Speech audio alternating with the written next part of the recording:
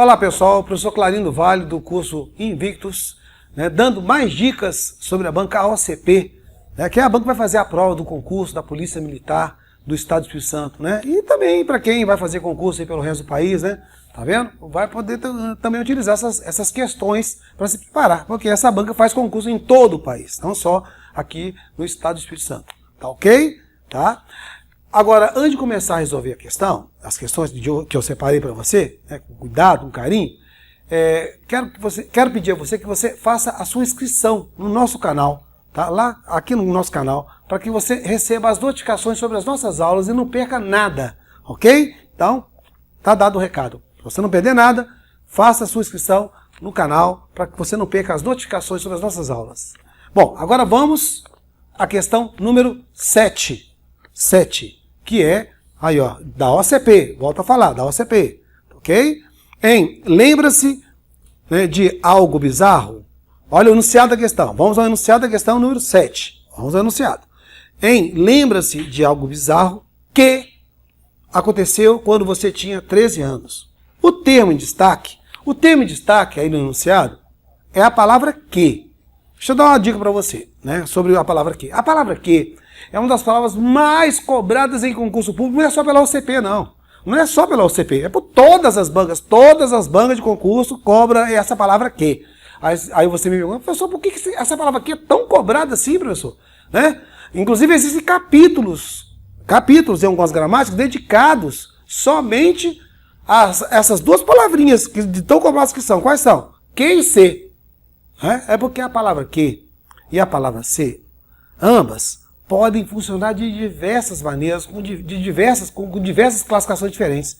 A palavra que, por exemplo, essa palavra que nós vamos estudar aqui agora, por meio dessa questão, ela tem 15 classificações gramaticais diferentes, de acordo com o contexto em que ela aparecer. 15, imagina, 15.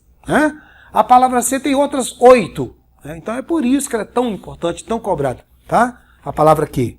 Bom, mas vamos olhar aqui, o termo em destaque, no enunciado aí, o que? O que esse que está fazendo aí? Qual é o papel, qual é a classificação dele aí nesse contexto? Olha lá, eu sempre falo aos meus alunos o seguinte, que o contexto é soberano.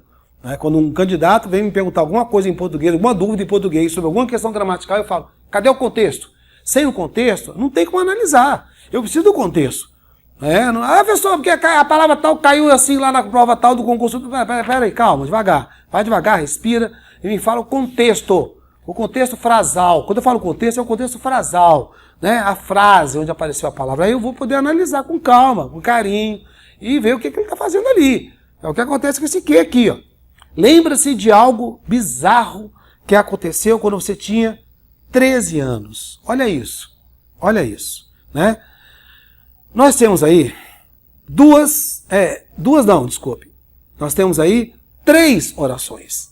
Porque a gente vai contando as orações pelo número de verbos. Lembra-se, depois tem o qual aconteceu, e depois lá na frente tem o tinha, Então você tem 3 verbos, 3 orações. 3 verbos, 3 orações. Aí você pergunta, o que tem a ver isso com o quê? Tem tudo a ver, você vai ver por quê. É que o quê, nesse contexto ele está sendo empregado, olha só, nesse contexto aí, ele está sendo empregado para evitar a repetição de um termo que já foi falado na oração anterior. É um dos recursos que a língua oferece para evitar a repetição de alguma coisa que já foi falada antes, é você usar o que, esse que aí. Lembra-se de algo bizarro. Tá vendo? Seria a primeira oração. Seria a primeira oração. Lembra-se de algo bizarro.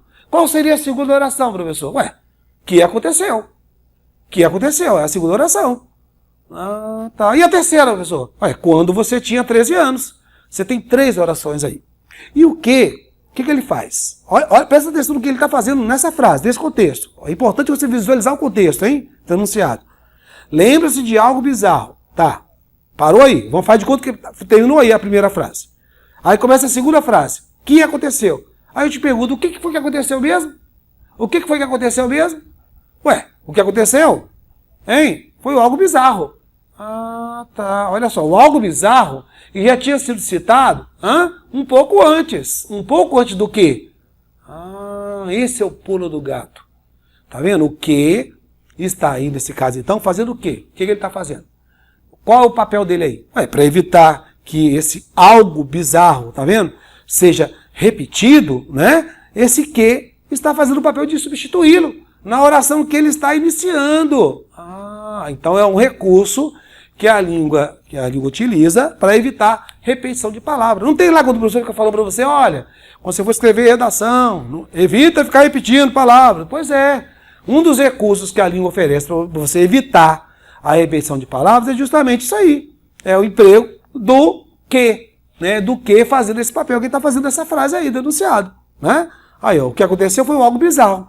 Para não falar duas vezes o algo bizarro, foi empregado o que na segunda oração iniciada pelo que.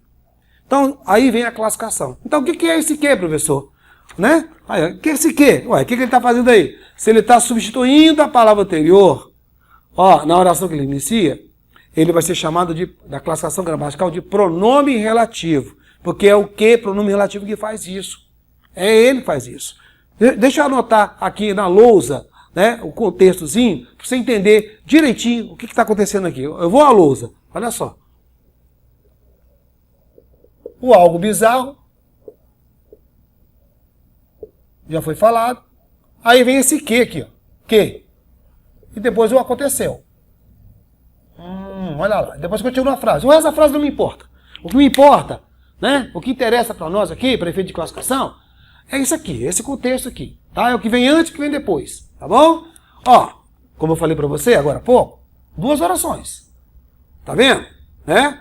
Algo bizarro, o algo bizarro pertence à oração anterior. E esse que tá aqui, ó, iniciando a segunda oração, fazendo o papel de quê? De substituir, de fazer a substituição. Ele substitui o algo bizarro para que ele não seja repetido na oração que ele está iniciando. Tá vendo aqui?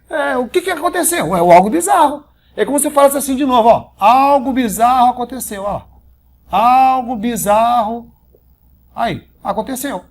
Ele está fazendo o papel de substituir o algo bizarro, então faz de conta que não existe aqui a primeira oração, só para classificar a segunda ali. Aí eu teria lá, não tendo o quê? Eu teria assim, ó. Algo bizarro aconteceu. Pronto. Para evitar a repetição, viu? É que se usa esse que. E aí, quando o que faz esse papel, ele recebe a classificação de pronome relativo. É esse que é o famoso pronome relativo? É esse aí. Alguns até dão a dica, quando você puder trocar o que, hein, pelo qual. Sim, é porque o que e o qual fazem o mesmo papel. Então, nesse caso aqui, ó, eu posso falar, aí, ó, o qual aconteceu. Tanto o que quanto o qual serão pronomes relativos. Tá vendo? Fazendo o mesmo papel, evitando a repetição do que já foi falado antes, tá? Na oração anterior. Então é um pronome relativo.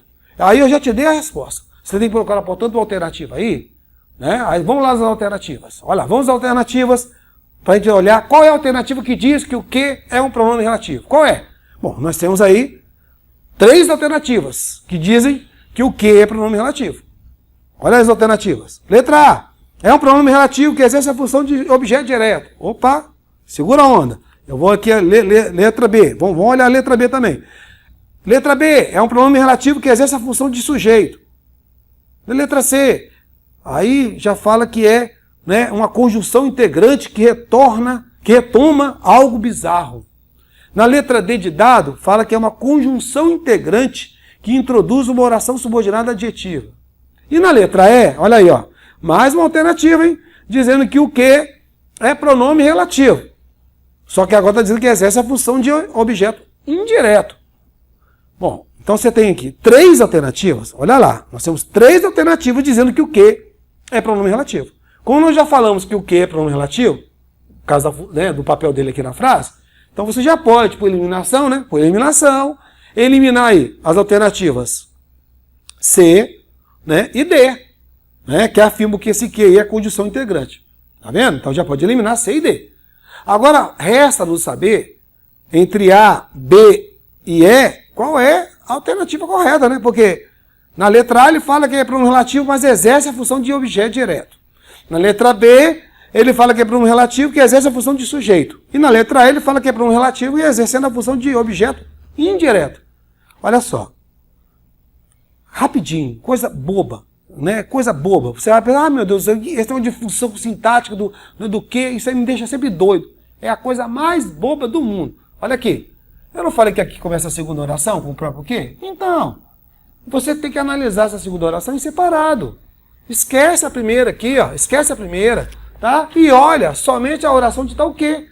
Essa oração de tal quê é que você vai analisar, rapaz. Pra você ver, né, rapaz ou moça, né? Pra você ver o que está acontecendo aqui, ué. Quem é o sujeito, quem é o objeto, né? É isso. Esquece a primeira oração agora. Você sabe que o que está no lugar do algo bizarro. Então faz de conta que algo bizarro está escrito aqui. Pronto. E aí analisa somente a oração de tal quê. Lembrando que o que está no lugar do algo bizarro. Faz a pergunta ao verbo. Aconteceu. Pois é. O que acontece, acontece. É verbo o quê? Ué, verbo intransitivo. Aquele verbo que não precisa de complemento, não. Verbo intransitivo é um verbo que não precisa de complemento. O que acontece, acontece, gente. Né? Então, não tem complemento. Não existe objeto nele. Ah, se não existe objeto, a única coisa que eu vou fazer aqui é perguntar qual é o sujeito dele. O que aconteceu? O que aconteceu? Bom, segundo essa oração aqui, foi algo bizarro. Foi algo bizarro que aconteceu. Ah, é o algo bizarro. Mas quem é que está no lugar do algo bizarro? O quê? É o que substitui o algo bizarro. Se o algo bizarro, na segunda oração, exerce a função de sujeito, o que está substituindo o algo bizarro também vai exercer, nesse caso aqui, ó, a função de sujeito. É assim que faz? É desse jeito. Não tem nada de complicado, tá? Quando a banca te pedir a função sintática do pronome relativo, cabe a você apenas isolar a oração onde está o pronome relativo e analisar essa oração em separado. Só isso, nada demais. Não tem nada de complicado, tá bom? E aí você vai descobrir claramente se aquele que está substituindo ali dentro um sujeito, um objeto direto do verbo, tá? Que talvez apareça ali dentro como sendo transitivo direto, né? Você vai descobrir se o que está substituindo um objeto indireto, né? Não é isso? Que talvez apareça ali por causa do verbo, mas aqui o verbo é intransitivo, então você já sabe que aqui não existe objeto direto nem indireto. E é por isso que você vai ter aí como resposta, ó, da nossa sétima questão, a letra B. Porque na letra B que ele fala que é um pronome relativo, tá lá, indo lá nas alternativas, ó, é a única alternativa que fala que o que é um pronome relativo, que exerce a função de sujeito, é a letra B de bola. Somente ela, tá? Na letra C e na letra D, ele fala que o que é condição integrante. Deixa eu falar uma coisa para você. Condição integrante. Condição integrante é quando o que inicia, sabe, um tipo de oração chamada subordinada substantiva, né? Aquela que tem 6 tipos. Oração subordinada substantiva, subjetiva. Oração subordinada substantiva, objetiva, direta. Oração subordinada substantiva, objetiva indireta, predicativa, completiva nominal e apositiva. Não tem nada disso aqui. Não existe nada disso aqui. O que nós temos aqui é apenas um que, fazendo o papel de substituir. Tá vendo? Um elemento, um termo antecedente, que foi falado na oração anterior. Tá? Não é aquele que, condição integrante. Aquele que você fala assim, ó, espero, olha lá, que, hein, você, aí, ó, passe. Não, aí, aqui sim, ó, espero que você passe. Quando você fala espero que você passe, poxa, quem espera, espera alguma coisa, verbo transitivo direto, que você passe, aí ó, vai ser aquela oração que vai funcionar como objeto direto, né? É a tal da oração, aí recebe aquele nome todo, né? Oração, aquele trombolho, né? Oração, subordinada, ó, vou abreviar aqui, tá? Por uma questão de tempo, né? Oração, subordinada, mas se um dia você for fazer questão discursiva de português, você não vai poder abreviar igual eu estou fazendo aqui. Estou abreviando porque a gente está dando aula aqui, né? Com um espaço de tempo bem curtinho, tá? Oração subordinada, aí ó, substantiva, e como ela funciona como objeto direto, já que ela completa o sentido do verbo aqui, anterior aqui, ó, aí ela vai se chamar de objetiva direta. É esse tipo de oração, tá, de oração que é iniciada pelo quê? Aqui, conjunção integrante. Viu? Não temos aqui tempo hábil para falar de todas as orações subordinadas, substantivas, que são 6, né? Mas pelo menos essa dica eu posso dar para você aí, ó, tá? É que você tem aquela oração subordinada substantiva, uma daquelas substantivas. Aí o que vai ser chamado de conjunção integrante ali dentro, tá bom? Não é o caso aqui, ok? Só para confirmar para você que realmente a alternativa, a resposta da nossa sétima questão é a letra B de bola mesmo, tá ok? Tá bom? E na letra D de dado, só para fechar esse assunto, para ficar tranquilo, ele fala que é uma condição integrante que introduz uma oração subordinada adjetiva. Pois é, né? Não é o caso aqui, tá bom? Oração subordinada adjetiva. Tá vendo aqui, então? Né? Ele fala que é conjunção integrante. Não é conjunção integrante, viu? Aí, ó, conjunção integrante não introduz oração subordinada adjetiva. O que eu acabei de falar para você? Oração subordinada, hein? Oração subordinada o quê? Substantiva. Aí, ó, aquilo que a conjunção integrante inicia é uma oração subordinada substantiva, não uma oração subordinada adjetiva, igual ele está falando na letra D de dado. Confirmando mais uma vez que a nossa resposta realmente é a letra B de bola. Ok? É isso. Vamos à próxima questão. Vamos à oitava questão. A nossa questão número 8. Aí, ó. Vem? Aí, ó. Tá vendo aqui? Ó? Vamos à questão número 8. Na questão número 8 aí, ó. Pois é. O que nós temos aí? Vamos ao enunciado. Olha o enunciado. O enunciado é tudo, hein? Já falei. O enunciado é o contexto. Sem o contexto não tem como analisar nada. Então, vamos lá. Há um projeto de lei em tramitação no Senado que, de novo, aí, ó, pede alterações no envio de informações sobre os medicamentos e propõe um prazo maior para adequação. Pois é, essa questão não deixa de ser uma continuação, viu? Da questão anterior, da questão 7. Por quê, professor? Porque, olha só, nós temos um que aí, hein, ser destacado, o que de novo. Esse que, já te falei, o que é uma das palavrinhas mais cobradas em concurso, porque ele aparece tanto, né? Aí, ó, então o que? Aí o que esse que está fazendo aí? Né? O que ele está fazendo aí? Ué, ele funciona o quê? De novo, ó, vamos às alternativas. Olha as alternativas.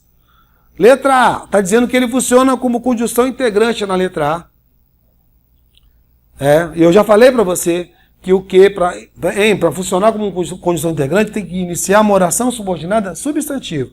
Né? E outra coisa, tá? Não pode fazer aquilo que faz o pronome relativo, que é retomar o que foi falado antes. Se retomou o que foi falado antes, não é conjunção integrante, é pronome relativo.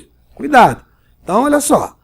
Ele fala que na letra A funciona como conjunção integrante. Na letra B, fala que o que retoma o termo antecedente Senado.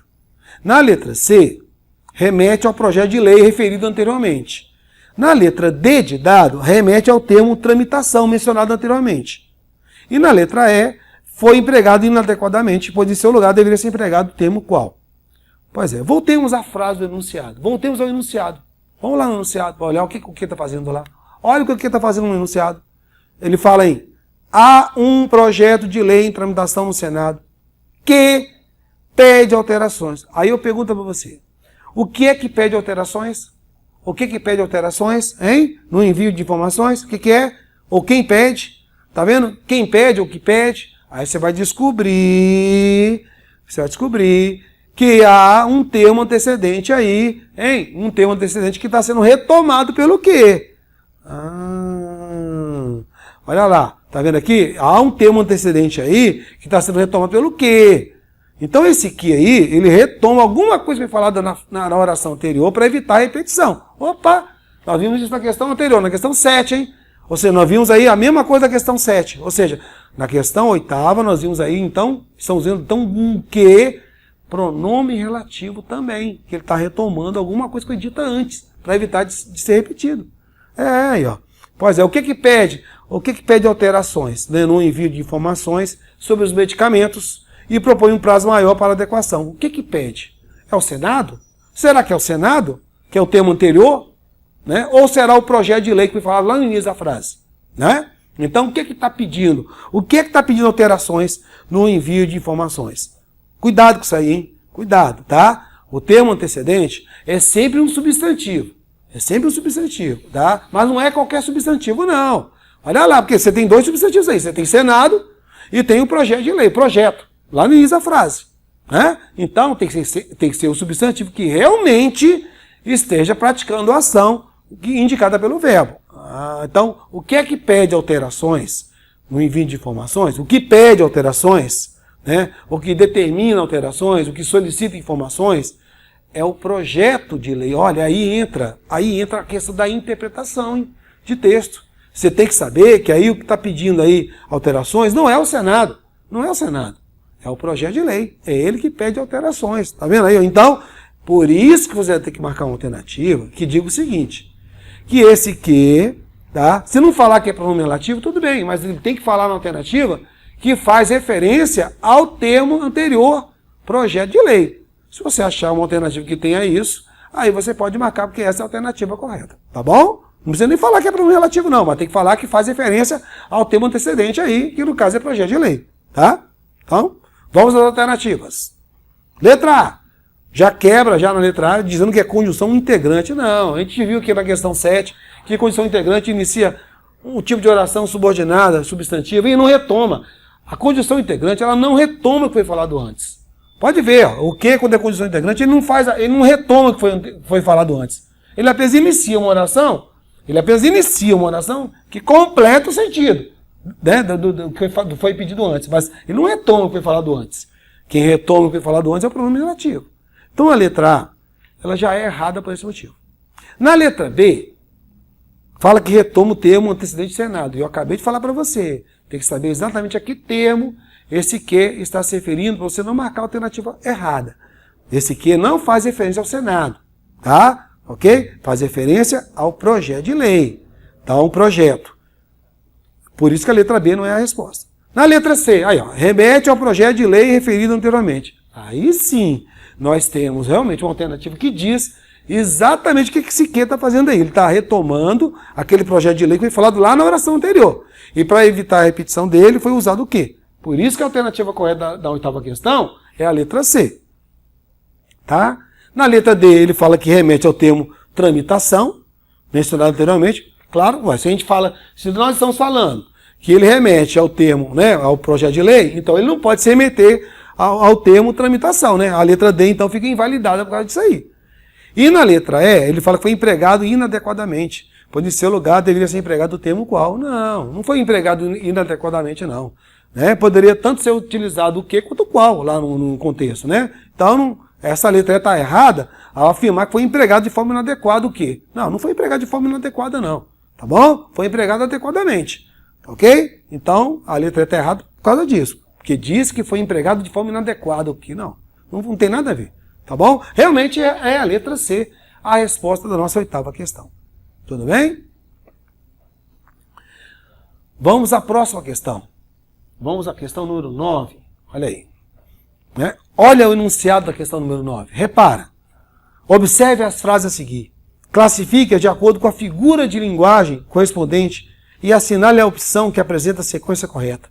Pois é, figura de linguagem. Um dos tópicos que também fazem parte do programa de português da OCP. Não só da OCP, mas de quase todas as bancas de concurso. Tá? Figura de linguagem. Cuidado, não mistura figuras de linguagem com funções da linguagem, que também está no programa da OCP. Sim, nós temos as duas coisas lá, funções da linguagem, figuras da linguagem. Aqui eu vou falar de figuras de linguagem. Figuras, que são aqueles recursos estilísticos que os escritores, os poetas, os romancistas utilizam. São os recursos estilísticos que eles utilizam para fazer literatura. Né?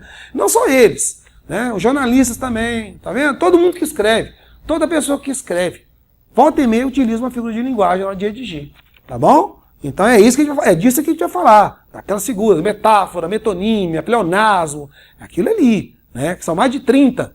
É lógico que eu não vou falar de todas as 30 aqui, mas pelo menos daquelas que estão sendo cobradas da questão aqui. Então vamos lá. Olha só. Na primeira frase, vamos olhar as frases aí do enunciado. Está no enunciado ainda. Frase 1. Vi com os meus próprios olhos o que aconteceu. Eu vi com os meus olhos. Eu vi com os meus olhos. Que figura de linguagem é essa em que eu estou repetindo ideia? Porque se eu vejo, é com os olhos. Então, se eu falo, vi com os meus próprios olhos, eu estou repetindo ideia. Qual é a figura de linguagem que faz a repetição de ideia? Pois é, a figura de linguagem que faz a repetição de ideia chama-se pleonasmo. Então, nós temos aí na frase número 1, um exemplo de pleonasmo. Eu vi com os meus próprios olhos. Isso é pleonasmo. Ok? Então, já anota aí do lado, pleonasmo. Né? Na hora de procurar a questão lá embaixo, já sabe que a primeira resposta tem que ser pleonasmo. Frase 2. As ondas gemem ao encontro das pedras. Você já viu onda gemer? Você já viu onda gemer? Não. Quem geme é o ser humano. O ser humano, os seres, os animais. Os animais, né? Onda não geme. Ué, mas aqui tá, as ondas gemem. É porque aqui ele utilizou aquele recurso chamado prosopopeia, também chamado de personificação, hein? Olha lá, hein? Existem bancos que colocam às vezes prosopopeia e às vezes colocam personificação. É tudo a mesma coisa. Personificação vem de persona. Dá vida a coisas inanimadas. Olha isso, persona. Então é o caso aqui. Aí, ó, onda, gemer. Que isso? Né? Onda geme. Fez um barulho lá. Agora fala que gemeu. Pô, você gemer é característica dos seres vivos. Então você tem aí, cuidado, né? Uma prosopopeia ou personificação. Tá bom? Frase 3. Ouço o tic-tac do seu coração ao me encontrar. Tic-tac. Que é isso, tic-tac?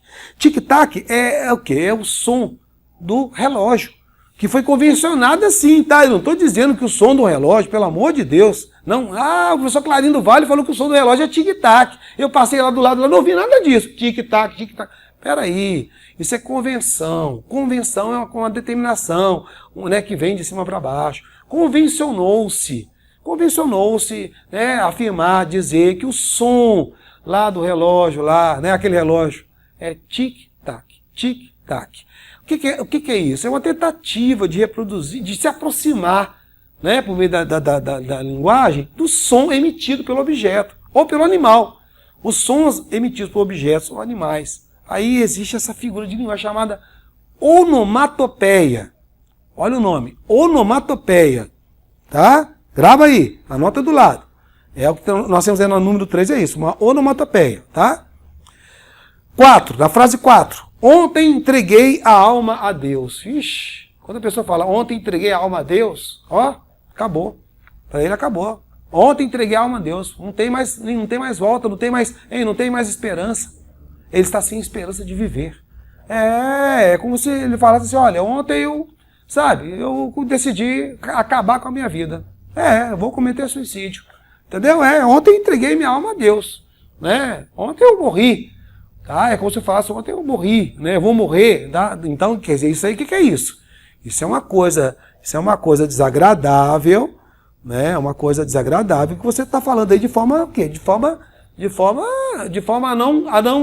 a não causar, a não impactar, né? E aí, não causar um desconforto em estar ouvindo. Qual é o nome dessa figura de linguagem, professor? Que consiste em falar coisas desagradáveis de uma forma amena, para não causar um impacto desagradável em quem está ouvindo. Chama-se eufemismo, o nome da figura de linguagem. Eufemismo. Tá bom? E na número 5, frase 5, na 5 eu quero rir meu riso sem julgamento. Eu quero rir meu riso. Olha isso. Eu quero rir meu riso. Essa número 5 é o mesmo caso da número 1, da frase 1. Né? Na frase 1 vi com meus olhos. E aqui é eu quero rir meu riso. O que é isso? Pleonasmo. Repetição de ideia. Portanto, qual é a alternativa que você vai ter essa sequência? Pleonasmo, prosopopeia, onomatopeia, eufemismo e pleonasmo de novo. Bom, a única alternativa que tem essa sequência de figuras de linguagem é a letra A. E é por isso que ela é a resposta da nossa questão. Ok? Só lembrando que são mais de 30 figuras de linguagem, e aqui eu só comentei aquelas que foram abordadas na questão. Olha só, hein? Professor, mas aí que nas outras alternativas tem aqui uma tal de antítese. A única que você não falou foi a antítese, que aparece lá na alternativa B aí, ó. Tá? Antítese. Antítese é quando você tem coisas contrárias. Ideias compostas, sendo empregadas no mesmo contexto. O bem e o mal. O homem possui o bem e o mal dentro dele. Aí você tem a antítese. Tá bom? É a única figura de linguagem que eu não tinha abordado, que está aqui nas alternativas aqui. Tá bom? Tá ok? Lembrando que é muito importante que você conheça as outras, hein? Que a OCP, assim como as outras bancas, também cobra as outras figuras de linguagem. Tá ok? Fica dado o recado, então.